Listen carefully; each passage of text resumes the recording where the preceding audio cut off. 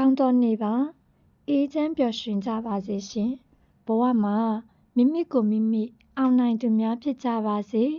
ဒီနေ့လေးမှာ Facebook Live Channel အနေနဲ့ဆွေးနွေးပေးခြင်းတဲ့အကြောင်းအရာကမိမိကိုမိမိအောင်မြင်ခြင်းဆိုတဲ့အကြောင်းအရာလေးပဲဖြစ်ပါတယ်ကျမတို့ဘဝမှာစိတ်ချမ်းသာဖို့ရည်ရွယ်ချက်တွေအတိုင်းပြည့်မြောက်အောင်လှုပ်ဆောင်နိုင်ဖို့ဆိုရင်ကျမတို့တွေမိမိကိုမိမိအောင်နိုင်ဖို့လိုအပ်ပါတယ်ဟုတ်ပါတယ်ကျမတို့လိုရာပန်းနိုင်ရောက်နိုင်ဖို့စိတ်အေးချမ်းပျော်ရွှင်ဖို့ဆိုရင်ကျမတို့ရဲ့စိတ်ကိုကျမတို့ကိုယ်တိုင်အောင်မြင်အောင်ထိန်းချုပ်ကင်တွယ်နိုင်ဖို့လိုအပ်ပါတယ်မိမိကိုမိမိအောင်နိုင်ခြင်းဆိုတာမိမိစိတ်မှာဖြစ်ပေါ်နေတဲ့အရာတွေကိုအကောင်းမွန်ဆုံးကင်တွယ်နိုင်ခြင်းမှာ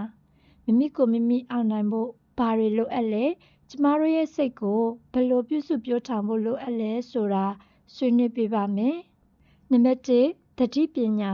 ကျမတို့ရဲ့စိတ်ထဲမှာဖြစ်ပေါ်နေတဲ့အရာတွေမြင်နာအောင်ပြောရရင်စိတ်တူနေရလားမနာလိုဖြစ်နေရလားပြင်းနေရလားစသဖြင့်ကျမတို့ရဲ့စိတ်မှာဖြစ်ပေါ်နေတဲ့အရာတွေကိုသိနိုင်မှုအတွက်သတိရှိဖို့လိုအပ်ပါတယ်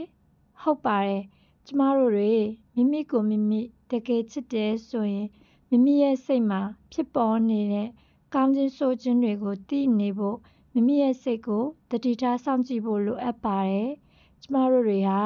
မိမိစိတ်ရဲ့ကောင်းခြင်းဆိုးခြင်းသဘောတရားတွေကိုသိနေမှလည်းဒီစိတ်ကိုပိုကောင်းတဲ့ဘက်ကိုပြုပြင်နိုင်မှာပါ။ဒါကြောင့်ကျမတို့တွေမိမိကိုမိမိအောင်နိုင်ဖို့နံပါတ်1အချက်အနေနဲ့တတိရှိဖို့လိုအပ်ပါတယ်။နံပါတ်2အနေနဲ့ကသိခံနိုင်မှုမိမိကိုမိမိအောင်နိုင်သူတစ်ယောက်ဖြစ်ဖို့အတွက်နောက်ထပ်လိုအပ်တဲ့အရာကသိခံနိုင်မှုပါကျမတို့ဘဝမှာဒေါသထွက်နေပေမဲ့ပောက်ကွဲအော်ဟစ်တာတွေမပြုပဲသိခံလိုက်နိုင်တာဟာလည်းကောင်းမွန်တဲ့သိခံမှုတစ်ခုဖြစ်တယ်လို့ဘဝမှာလိုချင်တဲ့ရည်မှန်းချက်တွေပြည့်မြောက်ဖို့သိခံခဲ့ရတဲ့ဆက်ဆံရေးတွေအရန်ပင်ပန်းနေရင်တော့လိုချင်တဲ့အခြေအနေတစ်ခုထိသိခံပြီးစူးစမ်းခဲ့ရတာတွေစသဖြင့်ကျမတို့ဘဝမှာရည်မှန်းထားတဲ့အတိုင်းအောင်မြင်ဖို့အတွက်သိခံခဲ့ရတာတွေများစွာရှိကြမှာပါမြင်နာတဲ့ဥပမာပြောရရင်ပညာရေးတစ်ခုမှာထူးချွန်ခြင်းနဲ့ဆိုရင်လည်းစိတ်ရှည်သိခံပြီးလေ့လာကြရမှာပါလေ့လာနေစဉ်ကာလမှာဖြစ်ပေါ်တတ်တဲ့ပြင်းတဲ့စိတ်တစ်ခါတည်းစိတ်တက်ကြခြင်းစတဲ့အကြောင်းအရာတွေကိုတွန်းလှန်ပြီးအချိန်တစ်ခုထိစိတ်ရှည်သိခံပြီးရည်မှန်းချက်တွေပြည့်မြောက်တဲ့အထိလေ့လာကြရမှာပါကျမတို့ဘဝမှာမိမိကိုမိမိအောင်နိုင်ဖို့ဆိုရင်မိမိနဲ့ထိတွေ့ဆက်ဆံနေတဲ့အရာတွေအပေါ်မှာသိခံနိုင်ဖို့လိုအပ်တယ်လို့မိမိစိတ်မှာဖြစ်ပေါ်လာတဲ့အရာတွေကိုလည်းသိခံစိတ်နဲ့ကျော်လွှားနိုင်ရပါမယ်။နံပါတ်3အချက်ကတော့အာရုံထိတ်ချုပ်နိုင်မှုပါမိမိကိုမိမိအောင်နိုင်သူတစ်ယောက်ဖြစ်ဖို့ဆိုရင်မိမိရဲ့စိတ်အာရုံကိုထိတ်ချုပ်နိုင်ဖို့လိုအပ်ပါတယ်။ကျမတို့အများစုသိထားသလိုပါပဲစိတ်ဆိုတဲ့အရာကကောင်းမွန်တဲ့အရာတွေပြုဖို့ချက်မကောင်းတဲ့အရာတွေပြုဖို့ကိုပိုပြီးလွယ်ကူတတ်ပါတယ်။ကျမတို့လက်တွေ့ဘဝမှာလှုပ်ဆောင်နေတဲ့အရာတွေက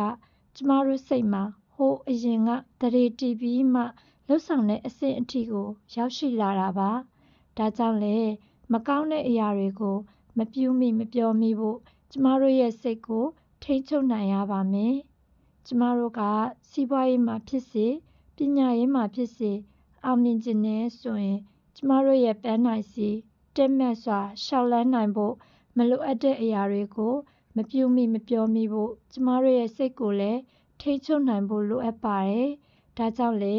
မိမိကိုမိမိအောင်နိုင်သူဖြစ်ဖို့ဆိုရင်မိမိရဲ့အာရုံကိုထိန်းချုပ်နိုင်ဖို့လိုအပ်တယ်လို့ဆွေးနွေးခဲ့ခြင်းဖြစ်ပါတယ်။နောက်ဆုံးချက်အနေနဲ့ဆွေးနွေးပေးချင်တာကစိတ်တည်ကြည်နိုင်မှုပါမိမိကိုမိမိအောင်နိုင်သူတစ်ယောက်ဖြစ်ဖို့လိုအပ်တဲ့အချက်ကစိတ်တည်ကြည်မှုပါကျမတို့ရှင်သန်ရာမှာစိတ်အေးချမ်းစွာရှင်သန်နိုင်ဖို့ဆိုရင်စိတ်တည်ကြည်မှုရှိဖို့အရေးကြီးပါတယ်။ဘာကြောင့်လဲဆိုတော့ကျမတို့ဘဝမှာစူးစမ်းပေမဲ့မအောင်မြင်နိုင်သေးတဲ့အခြေအနေတွေရင်ဆိုင်ရနိုင်ပါတယ်။ဒီလိုအခြေအနေမျိုးတွေမှာကျမတို့ရဲ့စိတ်ကအောင်မြင်မှုကိုရောရှုံးနိမ့်မှုကိုပါလက်ခံနိုင်တဲ့တည်ကြည်တဲ့စိတ်ရှိဖို့လိုအပ်ပါတယ်။ဒါမှလည်းဘလောက်ပဲစူးစမ်းပါစေတခါတရံမှာမျှော်မှန်းထားတဲ့ရလဒ်မျိုးမရတဲ့အခါ နောက်တစ်ကြိမ်ပြန်ထနိုင်ဖို့နည်းလမ်းရှာနိုင်ဖို့စိတ်ဆွဲအားတွေရှိနေမှာပါနောက်တစ်ချက်ကပတ်ဝန်းကျင်ရဲ့အမျိုးမျိုးသောတိုက်ခိုက်မှုတွေဝေဖန်မှုတွေဆိုတာရည်မှန်းချက်တွေစီကိုရှောက်လန်းနေသူတိုင်းကြုံတွေ့ရနိုင်တဲ့အရာတွေပါဒီလိုတိုက်ခိုက်ဝေဖန်မှုတွေနဲ့ကြုံတွေ့ရတဲ့အခါစိတ်တည်ကြည်မှုရှိတဲ့သူကသူ့ရဲ့စိတ်ကိုရောသူ့ရဲ့ရည်မှန်းချက်ကိုပါထိခိုက်မှုမရှိပဲစိတ်အေးချမ်းစွာကျော်ဖြတ်နိုင်မှာပါဒါကြောင့်မိမိကိုမိမိအောင်နိုင်သူတစ်ယောက်ဖြစ်ဖို့ဆိုရင်စိတ်တည်ကြည်မှုလည်းလိုအပ်ပါရဲ့ရှင် Facebook Live Channel အနေနဲ့မိမိကိုမိမိအောင်နိုင်သူဖြစ်ဖို့လိုအပ်တဲ့အချက်တွေဖြစ်တဲ့သတိပညာသည်းခံနိုင်မှုအာရုံထိန်းချုပ်နိုင်မှုနဲ့စိတ်ရဲ့တည်ကြည်မှုဆိုတဲ့အချက်လေးတွေကိုဆွေးနွေးပေးခဲ့တာပါဆက်လက်ပြီးဆွေးနွေးပေးချင်တာကအပေါ်မှာပြပြခဲ့တဲ့အချက်တွေနဲ့ပြည့်စုံမှုအတွက်ကျမတို့ရဲ့စိတ်ကိုဘယ်လိုပြုစုပြောင်းထောင်သင့်လဲဆိုတာပါ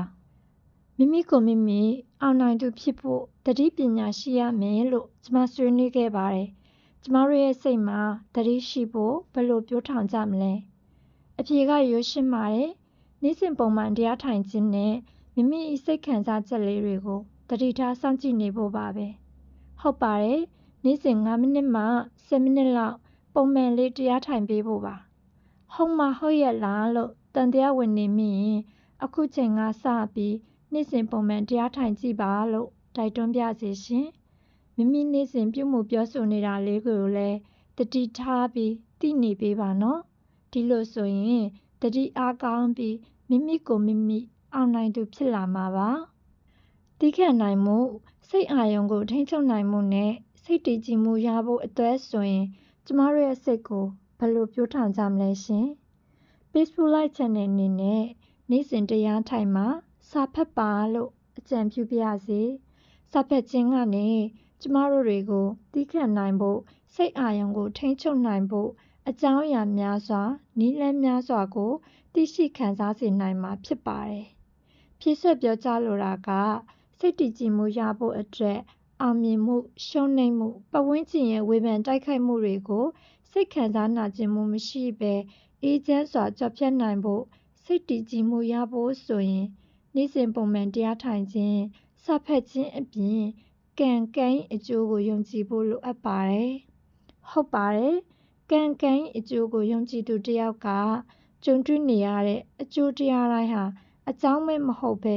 မိမိပြုခဲ့တဲ့အကြောင်းတရားကြောင့်ဖြစ်တယ်ဆိုတာကောင်းစွာနားလည်သူမို့အကောင်းအဆိုးလောကဓာတ်တွေပေါ်မှာစိတ်လှုပ်ရှားမှုအများကြီးမရှိဘဲတည်ကြည်သောစိတ်ဖြင့်ကျော်ဖြတ်နိုင်မှာပါနားထောင်ပေးခဲ့သူတူတစ်ယောက်ချင်းစီကိုကျေးဇူးတင်ပါတယ်ရှင်ဒီနေ့မှာမိမိကိုမိမိအောင်နိုင်သူဖြစ်ဖို့လိုအပ်တဲ့အချက်တွေနဲ့အတူထိုအချက်တွေမိမိစီမှာပြည့်စုံဖို့ဘယ်လိုပြောင်းထောင်သင့်လဲဆိုတာကိုဆွေးနွေးပေးခဲ့တာပါပဲအားလုံးပဲမိမိကိုမိမိအောင်နိုင်သူတွေအဖြစ်ရည်ရွယ်ပန်းနိုင်တွေစီကိုအရောက်လန်းနိုင်ကြပါစေရှင်နောက်နေ့တွေမှာလည်းမတူတဲ့အကြောင်းအရာလေးတွေဆွေးနွေးပေးမှာမို့ Facebook Live Channel လေးမှာပြန်လည်ဆုံတွေ့ကြရအောင်နော်